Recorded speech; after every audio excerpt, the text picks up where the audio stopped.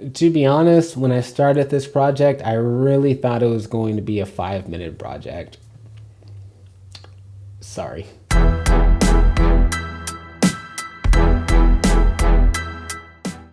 Hey guys, it's Eric, and welcome back to the South LA Recap, where we explore South Los Angeles inside and out.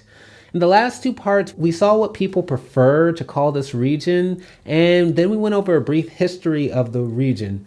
Now we'll look at how the name of this region actually came to be. And before we start, if you really like this series, please hit the like and subscribe buttons below. And if it's interesting, consider sharing this link. Now, on to the actual reason why the whole region is called South Central. Well, there's no clear evidence on why it's called South Central.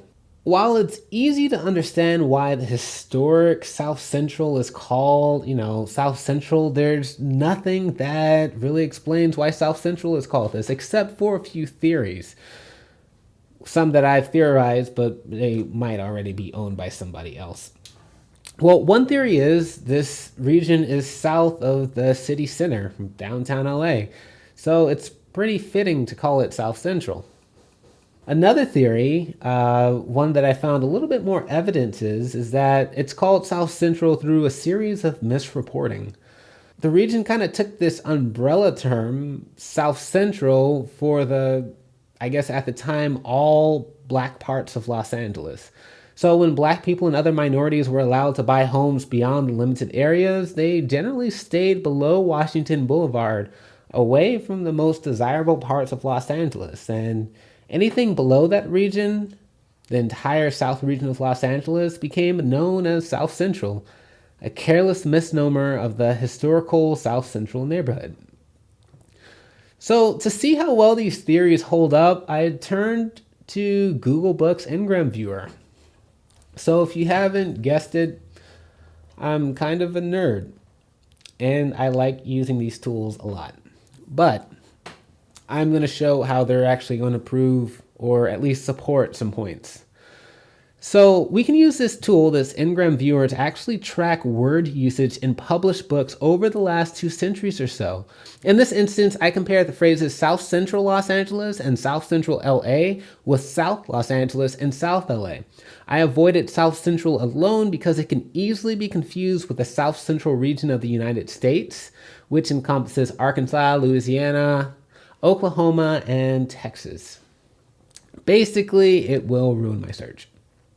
When I plugged in the phrases, neither variant of South LA or South Central was used in the late 1800s or very early 1900s. I guess the gentry weren't really there back then, maybe. But this is really interesting. In about 1910, the term South Los Angeles became frequent in publications. So again, this Ngram Viewer looks at books and things that have been published over time and how often these words sort of come up in these books versus in comparison to all words ever published in modern history. In my Ngram search, I also looked at Southwest and Southeast Los Angeles because these were terms that I've seen used during the reporting of the Watts riots and some very early stuff back in the 60s and 50s in the South Los Angeles, South Central area. And Southwest and Southeast Los Angeles peaked around the 60s and generally declined by the 80s. So South Central Los Angeles, again, which I know that a lot of people are passionate on, this phrase didn't really begin to, or this term, South Central Los Angeles, didn't really begin to rise in books and publishing until about 1964. So 1964, we see South Central becoming this hot topic, but then from the 70s and 80s, South Central again fell in popularity and shared similar frequencies with South Los Angeles. So here's the kicker. By the mid-80s, South Central Los Angeles skyrocketed. This timeline aligns with South Central becoming a hot topic with unreal crime that included expanding gang-related activities, drug proliferation, and homicides, the 1992 Los Angeles riots, and a bunch of popular music that actually supported and gave homage to the name. The usage of South Central Los Angeles began to fall around the mid-2010s, with South Los Angeles trailing upward, but without the same strength that South Central had in the mid-80s and 90s. So that wraps up today's video. We're just looking at how these terms were used. And it's very interesting to see that South Los Angeles wasn't just used by the gentry. It was actually used by academics and people publishing the books as early as 1910, which is very interesting. So we see that South Central has become this popular thing that has happened somewhere around the 80s.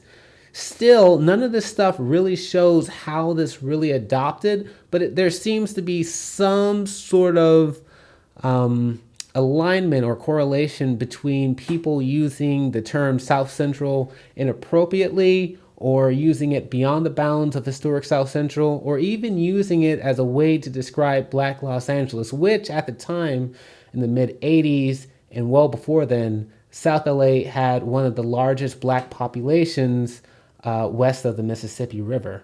So that wraps up this episode of the South Los Angeles Recap. We have one more episode, and we're going to declare the true winner and who's actually right, South Los Angeles or South Central. Just know that it's not over yet. Love to hear your comments down below, and I'll see you soon.